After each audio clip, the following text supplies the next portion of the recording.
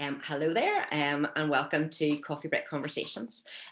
We are glad to be back doing some chats over the next couple of weeks with some people who are reimagining how youth and children's and family ministry looks like, what it looks like in the midst of this pandemic that we are still in.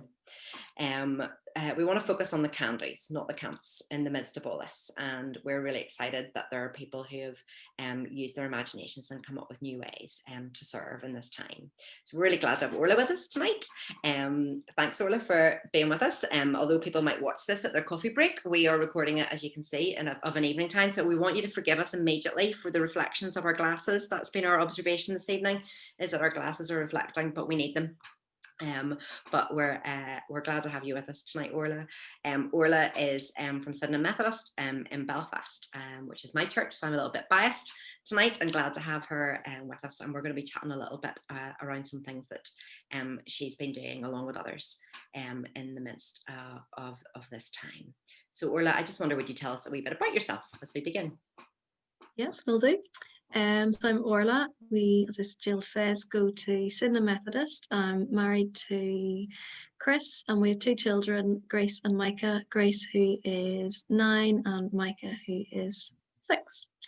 I work in the Belfast Trust as an OT, working with children in special schools, and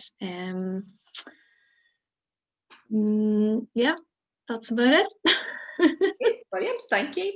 And Orla, what have you been doing in the midst of all of this that's been a little bit different than it might have looked before lockdown in March? What's been going on? Okay, well, normally I suppose when church is meeting, I would help with Creche. I do a wee bit with Kids Zone, and then help with Messy Church as well. So I suppose when lockdown happened, it was I was being redeployed, so work was changing. Children were at home, needing to be homeschooled. I shudder at the very thought of that. But so the work that actually needed to go on in the church, I kind of struggled to get my head around how that would even start. So we're very blessed. Jude Rainey goes to our church, and she said, right, let's just start and let's just do something. So she took it on. She took on a Sunday club, and then doing wee videos with the Creche, which I think happened most weeks, didn't they? I think, yeah.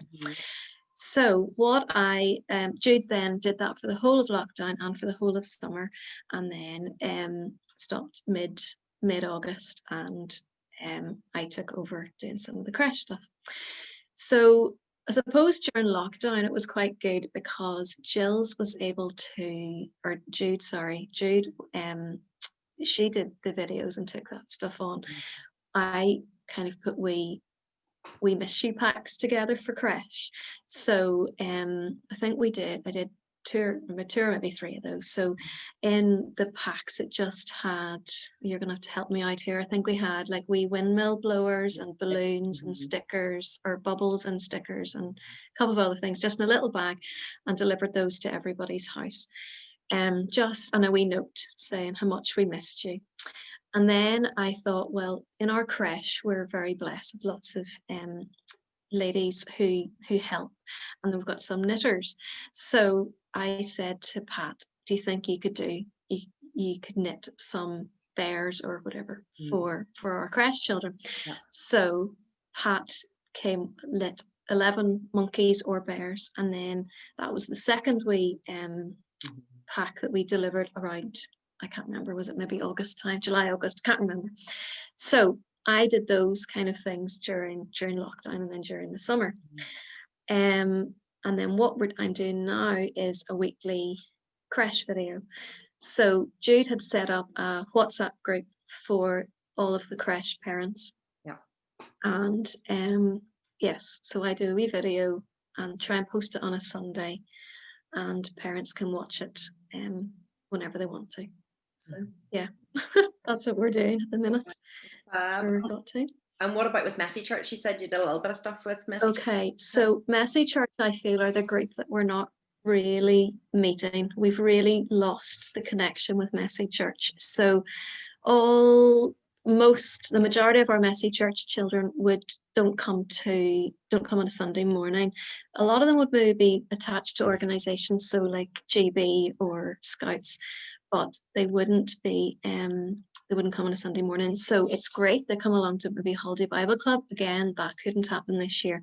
So in a way to get Messy Church just a bit of a connection, we got a lot of the people who help together, and we just wrote individual cards to every child who would have come to Messy Church, and then every child who would have come to the Holiday Bible Club. So all of those children got a letter through their door, again during this, can't really remember, during the summertime sometime. And I also then have a plan that I'd like to do the next couple of months, would be to maybe see if we could put like a wee craft, or I don't know, a bookmark or something, just as another way to say we really miss you. Because a lot of those children that would come to our Messy Church, we also then, one of our congregation would go into Victoria Park Primary, so there would be some overlap in those children, so they would see them in SU, and then they would see them in Messy Church. So, and then we can't go into Victoria Park Primary at the minute either, so we've really lost the connection with those children because organisations aren't happening. So those are the children that, I'm a bit stuck as to what to do with. I don't think they would engage in a Zoom, and it's different families. So those are the kind of things we're trying to do to keep them. But it's a little, but it's something. So I think it's really important that remaining of that connection. You're saying to those families who still matter at this time. I think that's really important, really, really important. And we'll be doing some chats with some people who have been doing a wee bit of reimagining around Messy Church, so that'll be interesting as we go. Or like the creche stuff, I suppose I've got a vested interest in this with the 3-year-old who's involved in it. And why do you think it's so important at this time to do those wee videos? What's the kind of thinking behind it? Well, I love the creche children than that age group anyway. So whenever I was doing creche, any week I was on, I would try and introduce them and do a bit of a Bible story. It wouldn't have happened every week with everyone that was helping, but it's something that I would definitely like to build on. I think maybe during lockdown, this is given, not during lockdown, during doing this every Sunday for creche, it's given me the impetus of, right, we can do this, and everybody could be doing something. I think with little ones, you have to keep it so very simple, which it can nearly be difficult to do that. But what is the most important point in it? So what was the question again? Why am I doing it? Why am I doing it? Important to do it at this time. Why is it important? Okay, I think I felt a real pressure whenever lockdown happened, that suddenly I had to provide everything for my children. I had to provide home learning. I had to provide their sporting activities, because that had all been cancelled. Church wasn't happening. So I feel if you can provide a little tool to a family to be able to do a bit of a Bible story and keep that bit of church, then that I hope is helpful. So, and I know whenever for our children, whenever there was a Zoom Sunday club, which is still ongoing, I knew that was not that I didn't read the Bible to them the rest of the week, but that was their half hour, and that was in their slot. And I thought, okay, a little bit of pictures being taken. So I suppose that's why I think it's one reason it's important. Another is I think it's so important that we foster that connection with our little ones, and we've nearly been able to be more, well, it's only if people engage with it obviously, but more intentional and consistent, I suppose is the word I'm looking for, in that we're doing it every single week. And I suppose in the past, if maybe a little one wasn't at creche for a few weeks, they didn't see me or whatever, whereas maybe if they're seeing a video every single week, it's more consistent. And then hopefully when churches start back up again, it's not going to be as difficult, because I think it's going to be really hard for little ones going back into, and with Cara going into creche or into her creche, you were saying was hard, so maybe that'll things move easier. But anyway, that's not the reason I'm doing it, but I do think it's important to keep the connection going. We still have a ministry with our little ones, and I think when lockdown happened, doesn't mean that suddenly they don't need it, and we shouldn't do it. And I think it's important to give, so as well as take the pressure off parents, to give them the tools to um, to share the Bible with little ones.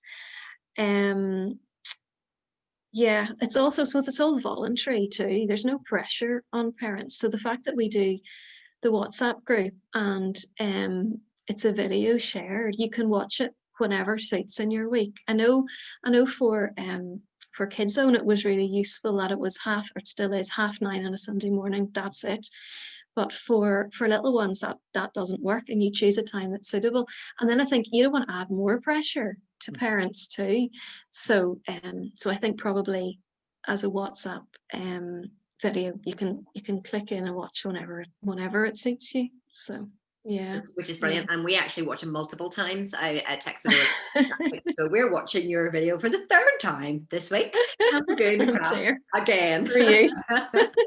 She particularly loved last week's craft, which was all about sticking plasters on a person. She loved that one. We've been doing plasters on all week, but really important connection. Really important connection. I think I've been really struck by that. I've been struck that my 3-year-old feels connected to you, or that feels like, so you will ask questions and she will answer them. You know, when you wave hello or goodbye, she will wave back. She feels connected, and I do believe that will make a difference when we go back to church. When we feel able to bring a 3-year-old into that environment, I do think that will make a huge difference, that she feels connected. Have you anything that you've learned in this that might help others? You've already shared a few things there, or any tips you give people if they're thinking of doing this themselves? Yeah, well, I suppose I'm quite a practical person, and I kind of think, let's do something. Let's do something and see if it works. And if it doesn't work, well, at least you tried. Rather than, I think churches sometimes we're so guilty of, let's have a meeting about that, and then have another meeting, and let's have a planning group, and then have a working group, and then let's just do it, you know. So my job as an OT and a pediatric OT, you know, play is so important. And I would have done it whatever in the creche, you know, just say I was doing the story of Noah. Well, I would just have all the toys out that might you know, link in with that story. So I very much feel like when you're telling your story, you do it through play. So one of the ones I did was about the man who couldn't walk, so we had the Duplo, and we made a house. And then I kind of feel that gives the kind of what I'd said was the opportunity that, well, the next time you're playing with your Duplo, make a house and you tell mommy and daddy the story. So I think just doing it all through play, but that's just where I come from as an OT. I think I suppose I've got some top tips written down. So keep it short. I think my videos are about 5 to 8 minutes. They're not long at all. I start with a song with signs. It doesn't have to be, you don't have to do that. But I think if you have a familiar and a bit of a routine to it, they know what's coming. And a bit like that, I'll say, oh yes, oh, I've left it in the other room. I have a puppet, because I feel when you've nobody there to talk to, you do feel a bit silly. So I have a puppet that I talk to, and the puppet, Mr. Penguin, comes out every story. So a bit like I was doing the story on Joseph and Mr. Penguin, I had made him a coat of many colors. So, you know, just, you know, it's just, yeah. And I'm hoping the children engage with that too, with the puppet. So I keep a familiar format. I have some songs. There's songs we would have used in Creche anyway. It's ones that I know Glenn Gormley used them, so I stole one of theirs about This Is the Bible. I so far have done everything from the Bible. I think it's such an amazing resource, and you have so many stories that you can just tap into. I'm lucky we have quite a lot of children's Bibles in our house, just with having Grace and Micah.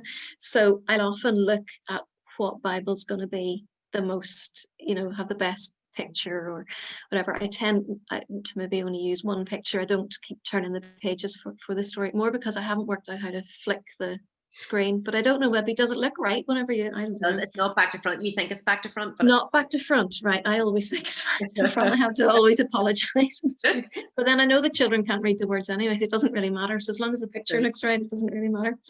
I do try to use their names. So I will ask a question and then I'll say, oh, well done, that's right, Cara, or well done, that's right, Matthew. And then I suppose they might, oh gosh, you can hear me. So I'll ask a question, I can leave a gap, and then I do try to use some of the children's names. As I said, I base it on play. I use my puppet. So then I will do a craft. Now, Jude was very organized and she had craft packs. I so far haven't been that organized. I do plan to, but at the moment I haven't got that organized. So any craft I do is stuff that you would have at home. So there was a boat and it was made out of just like a plastic tub, and you can make your own sail for it and then put your wee characters in it, and then you can, when you're in the bath, you can tell the story of the calming of the storm. I think stickers are amazing with Creche age, so that's why we used the plaster for the Good Samaritan as well. We just drew a man and just stick plasters on it. So and then when you're telling the story, I always try just to have one message from it. So Joseph, we didn't go into a lot of the gory detail about Joseph in the end. Jacob loved Joseph, Mummy and Daddy love me. That is really what my message is. And I think I might go back and do another part of Joseph about the grain, and then there'll be maybe another story, God provides food for us. And I think at this stage, these children are hopefully going to hear these stories over and over again, and a different message comes out with because they're developmental age, they're not able for it. And I think sometimes we overthink things. There was one story I was doing, I can't remember what it was. And then I was, thinking about the sacrifice, and I was like, we don't need to go into that. Okay. You just need to think, what's the one point that needs to come out of this? So, and that can be harder, like that can be quite hard. But to make it simple, but that's what we do. I think the benefit of having the WhatsApp group is as well. So you had said, Jills, that Cara wants to make it right there and then, and you have to watch the video for you before, but you don't want to be spending your time doing that. So I think what I've done is then share a picture of what the craft is and then what you need, so you can have everything there whenever you're watching the video. I think probably a benefit of a group as well, there's a bit of interaction back and forth too. Sometimes there's none at all, and you're thinking, oh no, is this even meeting people's needs? Is this what people want? But and people can kind of share their photos of what they've done. I've loved watching Cara. I suppose that's the benefit I have in this one, is that I've loved watching her engage with it, and she's learning the songs. So the repetitive nature of what you do, so that familiar format actually really, really works for her as a 3-year-old. And so I find she was singing the Bible one the other day, and I was like, you totally know that song.